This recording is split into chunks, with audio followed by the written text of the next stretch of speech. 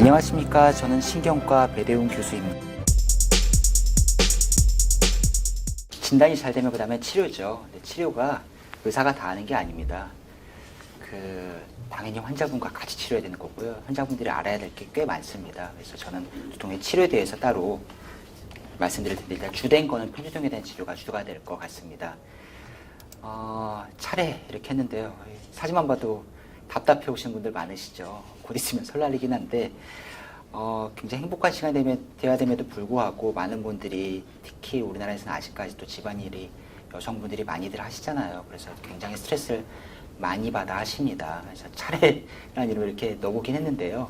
이런 강의 내용으로 준비했습니다. 생활습관 교정, 동반한 마음의 병들, 약물 치료, 그리고 시술들, 의료기기, 아직은 아니지만 곧 들어올 대기 중의 신약들에 대해서 전반적으로 말씀드리고 정리해보는 시간도 가져보도록 하겠습니다. 생활습관 교정, 다들 아시는 아주 많은 요인들이 많은 두통을 악화시킵니다. 보시면 이 그림 보시면 어떠세요? 스트레스, 대표적인 두통의 악화인자죠.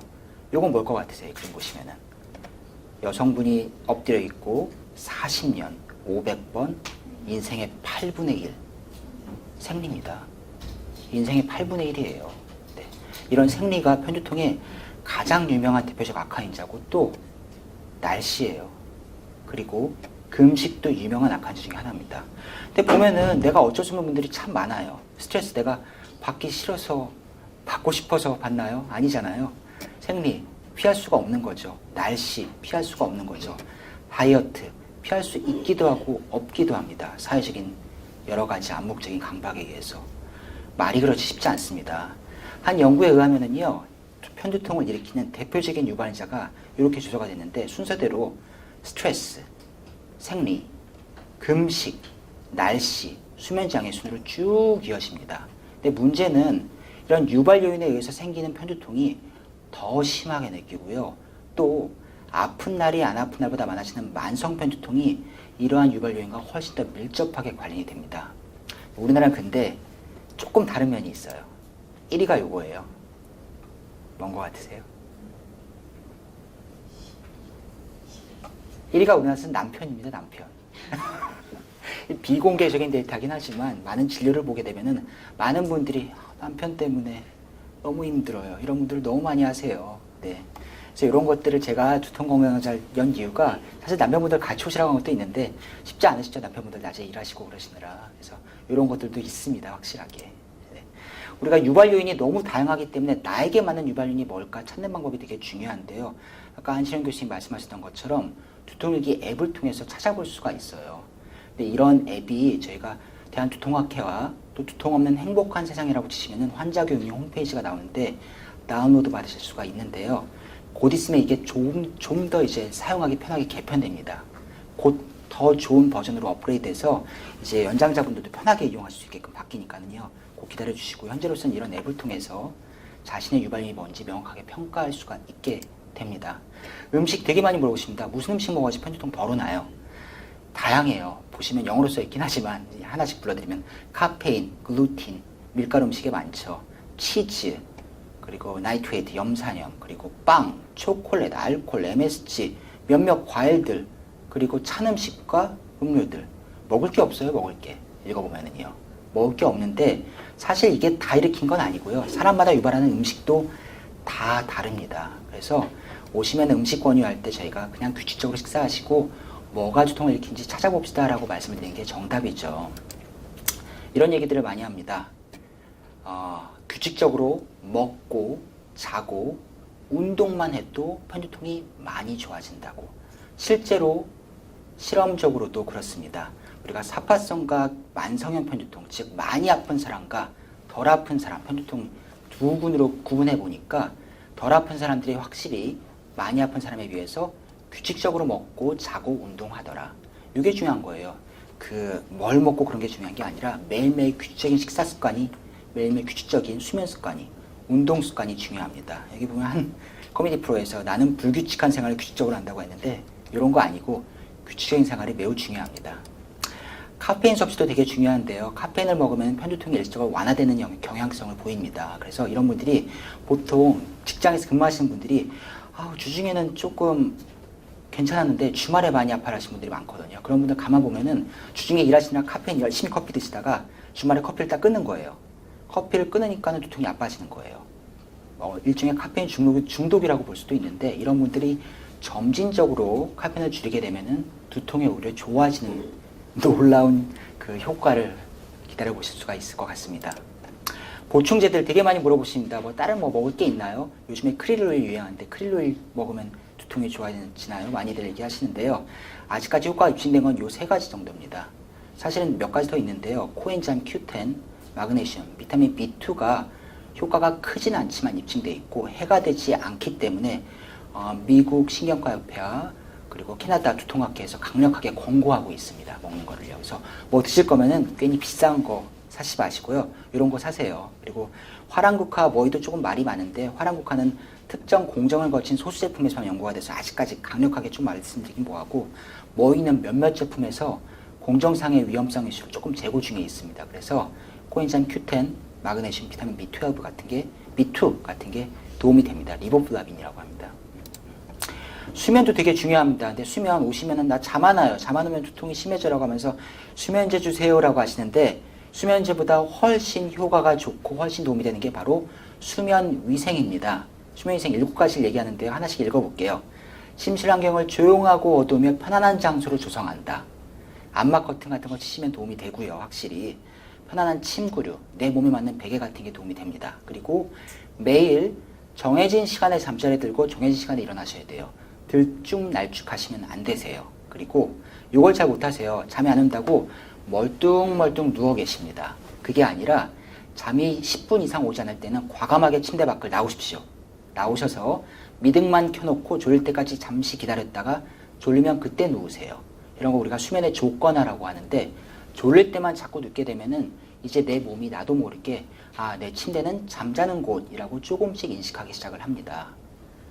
그리고 낮잠은 안 되고요. 낮잠 자면은 밤에 졸리지 않잖아요. 그리고 시계 강박적으로 확인하지 마시고 잠자기 전 과식 운동, 특히 스마트폰 사용, TV 시청, TV 보면서 잠듭니다. 이런 것도 정말 안 좋습니다. 술, 담배, 카페인 섭취 피하셔야 됩니다. 또 잠들기 전에 따뜻한 물로 샤워를 하시거나 명상하시거나 제가 조금 이따 알려드릴 이완체조를 하시는 것들이 도움이 됩니다. 이완체조지 막 운동하라는 뜻이 아니에요. 잠 더 깨세요. 자, 생활습관 바퀴 운동. 얼마나 열심히 해야 되나요? 최소한 이 정도를 하라고 얘기합니다. 하루에 40분 이상 주 4회 유산소 운동입니다. 근력 운동 아니에요. 남자분들이 좋아하는 유산소 운동이고요. 40분을 풀로 열심히 하라는 얘기가 아니라 10분은 몸풀기, 20분은 본운동, 10분은 정리산순으로 이렇게 중등도로 얘기하라고 하고 있습니다. 실제로 운동을 하게 되면은요, 항염증 효과가 있고 진통 효과가 있으면서 엔돌핀 분비로 스트레스에도 굉장히 효과가 좋습니다. 그래서 운동이 생활습관 요즘에 되게 중요하다. 참 어렵죠, 근데 이렇게 하기가. 쉽지 않습니다. 자, 체조 알려드릴게요. 체조는 크게 두 가지가 있습니다. 이완 운동과 수축 운동 두 가지가 있는데요. 계신 분들 한번 따라해 보셔도 좋을 것 같아요. 일단 이완 운동, 근육을 풀어주는 운동이에요. 우리가 앉은 자세에서 할 수 있는 건데요. 다리를 모으시고 중요한 거는 정면을 보셔야 돼요. 다리를 모으고 정면을 보시고 좌우로 어깨를 교대로 이렇게 내밀도록 해주시면 돼요. 어렵지 않죠? 중요한 거는 정면을 보셔야 돼요. 몸을 이렇게 같이 돌리시면 안 돼요. 다리를 모으고 정면을 보시고 최대한 내 몸이 허락하는 한 크게 흔드시면은 근육이 안 되는데 큰 도움이 됩니다. 서서도 마찬가지예요. 서서 후경근을 늘리는 체조라고 되는데 마찬가지 중요한 거는 얼굴 정면을 보시고 어깨를 회전시키시는 거죠.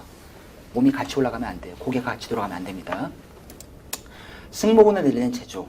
승모근을 이렇게 하시고 정면을 보시고 최대한 관절 범위가 허락하는 한에서 천천히 돌리시면 되는데 단 어깨 관절 안 좋으신 분들은 조금은 조심하셔야 됩니다.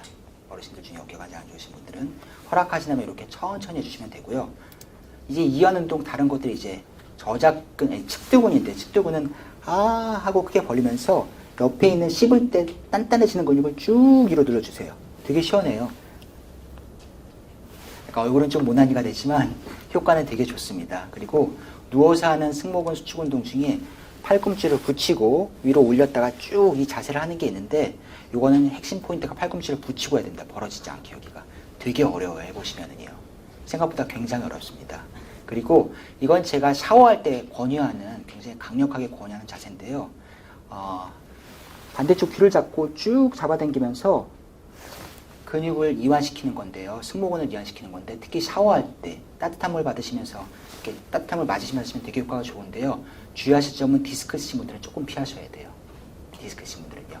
없으시다면은 허락 한에서 쭉 잡아당기면서 1분 이상 쭉 두시면은 굉장히 근육이 나른해지고 잠도 잘하고 두통 예방 효과도 큽니다.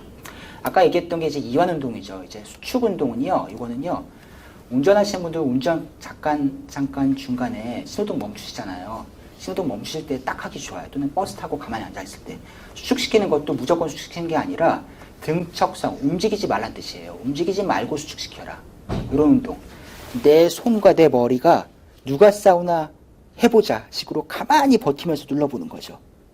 근육을 이렇게 수축시키는 거고 뒤로도 마찬가지예요. 내 손과 머리가 쭉 서로 대항하면서 움직이지 않도록 하시면서 힘을 주시는 거고 옆으로도 마찬가지입니다. 그래서 움직이지 않기 때문에 등척성이라고 하고 수축 운동이기 때문에 수축 운동이라고 합니다. 이런 것들을 이런 1분씩 1시간 간격 하루에 10회 이상 틈날 때마다 하시면 근육이 적절한 수축과 이완을 반복하면서 두통 예방 효과가 굉장히 좋습니다. 그리고 평상시 때 바른 자세 유지는 뭐 두말할 나이도 없죠. 이런 자세로 요즘에 많이들 공부들 하시잖아요. 근데 생각보다 다들 몸이 앞으로 튀어나와 계세요. 특히 요즘 스마트폰 보급되고 일 늦게까지 하시고 사무직, TV 보시고 하시면서 어깨가 이렇게 나와 있거든요. 정상적으로는 이 귓볼이요. 어깨선 중앙 뒤쪽으로 넘어가야 돼요. 근데 이런 분들 별로 없으세요. 다들 자세가 안 좋아서 사실 저도 그렇고 고개가 앞으로 쭉 튀어나와 있습니다. 그래서 우리 예전에 조선시대 양반들이 배 내밀고 걸었잖아요. 나는 양반이라고 생각하시고 뒷짐지시고 배를 약간 내미시면 자연스럽게 어깨가 벌어집니다. 배를 내밀란 뜻이 아니에요. 어깨를 벌린 상태로 고개가 정면을 응시하고 뒤로 수축되도록 뒤로 이렇게 퇴보되시도록 하시면은 바른 자세 유지하는 데 되게 도움이 됩니다. 이제 이런 체조들, 자세들 말고도 이제 편두통 환자들 또는 긴장두통 환자들 많은 분들이 마음의 병들이 되게 많습니다. 되게 많습니다. 하지만 너무 잘못된 일에만 신경 쓰지 마시고 되돌릴 방법이 있습니다. 많은 분들이 우울감과 불안감을 호소하시는데 우리나라에서 연구에서도 편두통 환자의 약 17에서 37%가 우울증, 우울감이나 우울증, 병적인 걸 얘기하죠. 가지고 있고 23에서 31%가 불안짐을 지니고 있을 정도로 많은 두통 환자들이 너무 힘드니까 우울, 불안감이 생깁니다. 그리고 만성화될수록 이런 것들이 심해지고 심한 두통의 강도가 심할수록 우울과 불안증도 같이 동반되기 마련입니다. 디 아더스라는 영화 보셨나요? 혹시? 좀 옛날 영화긴 한데 제가 이게 내용을 스포일러가 될까봐 조금 꺼려지기도 하지만 어쨌건 말씀드리면은 이게 편두통 환자에 얼마나 편집증적이고 얼마나 심리적으로 힘든지를 보여주는 영화거든요. 결론이 뭐냐면은 너무 힘들어서 애들이 소리 지른다고 애들을 베개로 이렇게 막았다가 모르고 실수로 애들을 죽인 영화예요. 안 일어날 것 같죠? 일어날 수 있는 일이에요. 얼마나 편두통이 힘들면은 그 애들 소리 지르는 것 때문에 두통 심해진다고 애들을 실수로 이렇게 베개를 눌렀다가 애들을 죽였겠어요. 이 영화 나올 때 반응이 우리나라와 외국이 달랐습니다. 우리나라 반응은 너무 말도 안 되는 전개 이런 게 어디 있어? 그 당시 때 외국에서는 놀랍도록 현실적이다. 이게 외국과 우리나라의 편두통을 보는 관점의 차이인 거예요. 네, 그만큼 힘든 병인 거죠. 영국에서도 마찬가지입니다. 편두통 환자들이 주요 우울장애, 단순한 우울감이 아니라 심각한 우울증이 2배에서 13배까지 잘 생기더라. 양극성 장애, 기분이 들락날락. 아주 좋았다, 아주 나빴다. 들락날락. 2.9에서 7.3배까지 심해지더라. 불안장애 2.7배가 더 많더라. 공황장애 3에서 5배가 많더라. 범불안장애 3.9에서 5.3배가 많더라. 광장공포증 2.4배가 많더라. 사회공포증 3.4배가 많더라. 자살 시도 4.3배가 많더라. 자살 생각 1.79에서 2.4배가 많더라. 이렇게 많은 분들이 많은 우울, 불안감 때문에 힘들어 하십니다. 이런 말을 제가 좋아하는데요. 상처 주지 않으려고 침묵했더니 너무 많은 상처가 내게 쌓여있더라. 우리나라의 구조적인 특성 때문인데요. 의사소통이 잘 안 되시는 경우가 많으세요. 특히 가족 구성원들이 서로 긴밀하게 얘기를 해주면 참 좋을 텐데 서로 공감을 잘 못 사면서 난 아픈데 난 힘든데 서로 이해하지 못하면서 이런 것들이 더 쌓이는 것 같습니다. 그래서 오늘부터라도 집에 가셔서 야, 힘든 거 좀 적극적으로 얘기하시고 서로 논의하신다면은 조금 더 도움이 되지 않을까 싶습니다. 다음은 약물치료입니다. 약물치료 의사가 결정하는 거죠. 사실은요. 하지만 환자분도 알아야 될 게 있는데요. 예방적인 약물 치료가 생각보다 굉장히 중요합니다. 안 아파도 먹는 약이죠. 안 아파도. 왜 이게 중요하냐면요. 나중에 결국 두통이 두통을 몰고 오거든요. 두통 때문에 스트레스 받아서 스트레스로 또 두통 오고. 이런 고를 끊기 위해서 예방적인 약물 치료를 적극적으로 권고하는데요. 기준상 이럴 경우에 먹으라고 하고 있습니다. 예를 들어서 한 달에 4일 이상 심하게 아파요. 일상생활 못할 것 같아요. 꼭 예방적인 약물 치료를 고려하시라고 돼 있고, 심하지 않다 하더라도 빈도가 한 달에 8일 이상 아파요라고 하시면은 예방약을 드시라고 합니다. 근데 이게 우리나라에서는 두통을 각종 숨기려고 하시거든요. 그래서 내가 많이 아프진 않고 그냥 머리가 맑지 않은 날만 한 달에 매일이에요. 매일 아픈 거예요.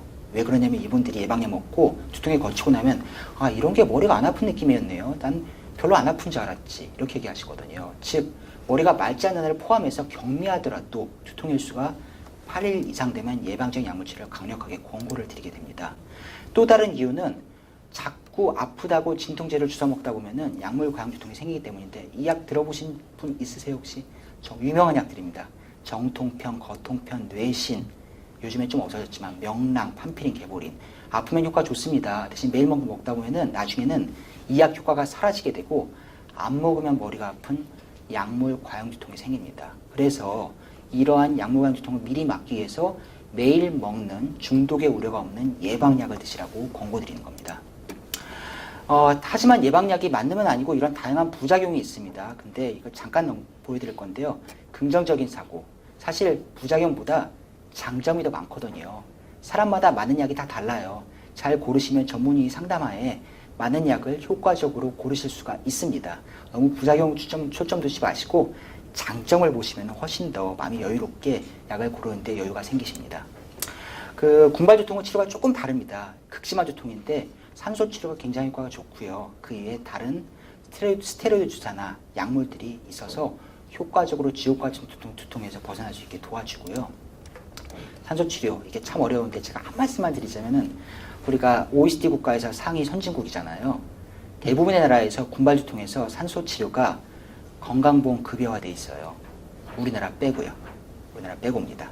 여러 가지 이유가 있는데요. 산소통을 집에 두면 위험하지 않냐 등등등 많은 우려가 있는데 사실 약간은 창피한 일입니다. 우리나라만 급여화되고 있지 않아서 그 비싼 응급실 돈 내고 응급실 와서 산소 치료해야 돼요. 이건 여러분들도 조금 이제 국민청원이나 많이 신경 써주시면 우리 의료진도 노력하고 있지만 도움이 되실 수 있을 것 같습니다.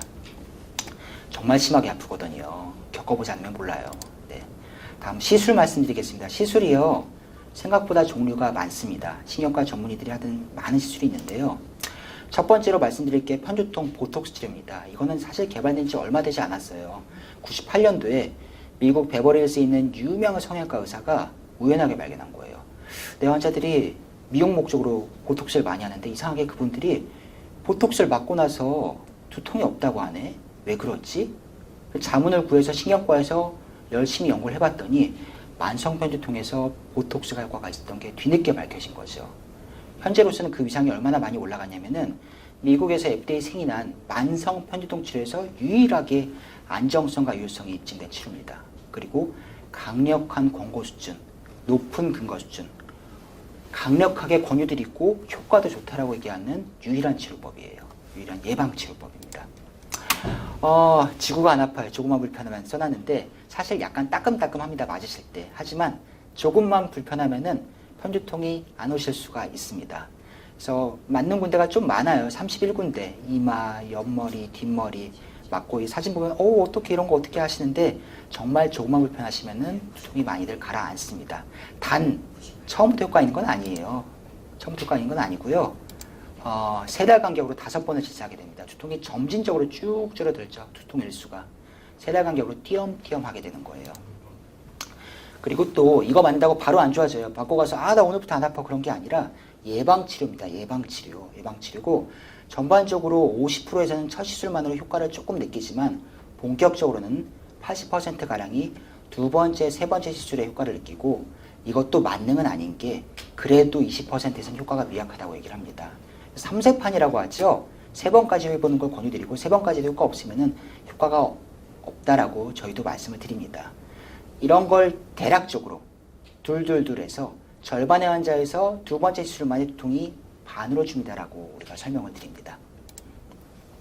그거 말고도 이제 신경 차단술이 있는데요. 신경 지나간 부위를 자른다, 차단한다는 얘기가 아니라 기능을 일시적으로 떨어뜨려서 통증을 못 느끼게 한다는 거고요.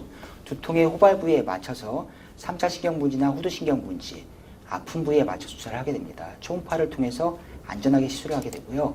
장점은 즉각적입니다. 맞고 나서 주사가 들어가면서 안 아프네요 라고 즉각적이에요. 하지만 예방치료는 미약하기 때문에 많이 아플 때 시행하고 예방약을 점진적으로 늘리면서 예방효과를 기대하게 됩니다. 이런 것도 효과가 안 된다. 불응성 신경통의 보톡스 신경차단술도 있습니다.